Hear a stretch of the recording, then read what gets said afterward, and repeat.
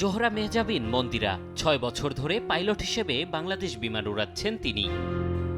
তবে সময় সংবাদের হাতে আসা নথি বলছে ফিজিক্সে ই ও ম্যাথে বি গ্রেডে পাশ করেছেন তিনি। বিমান বাংলাদেশের অপারেশন ম্যানুয়াল বা নীতিমালা অনুযায়ী ম্যাথ আর ফিজিক্সে সর্বনিম্ন বি গ্রেডে পাশ না করলে পাইলট হিসেবে আবেদনই করতে পারবেন না কেউ।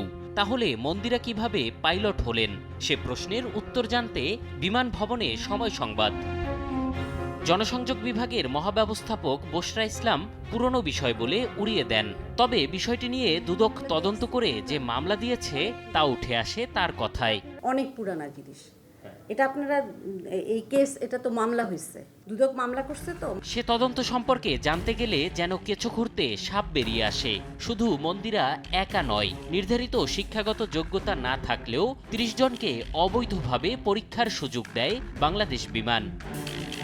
এবার আমাদের নজর ১৮ সালের সে নিয়োগের সব নথিপত্রে। নীতিমালা অনুযায়ী শিক্ষাগত যোগ্যতা না থাকায় আবেদনই করতে পারত না অভিযুক্তরা। তাই বিজ্ঞপ্তি প্রকাশের ২১ দিনের মাথায় বিমানের নীতিমালা ভঙ্গ করে শিক্ষাগত যোগ্যতার গ্রেড কমিয়ে আবারও সংশোধিত বিজ্ঞপ্তি প্রকাশ করে বিমান বাংলাদেশ।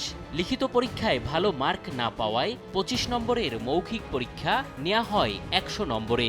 সেখানে পছন্দের প্রার্থীদের দেয়া হয় ইচ্ছে মতো মার্ক।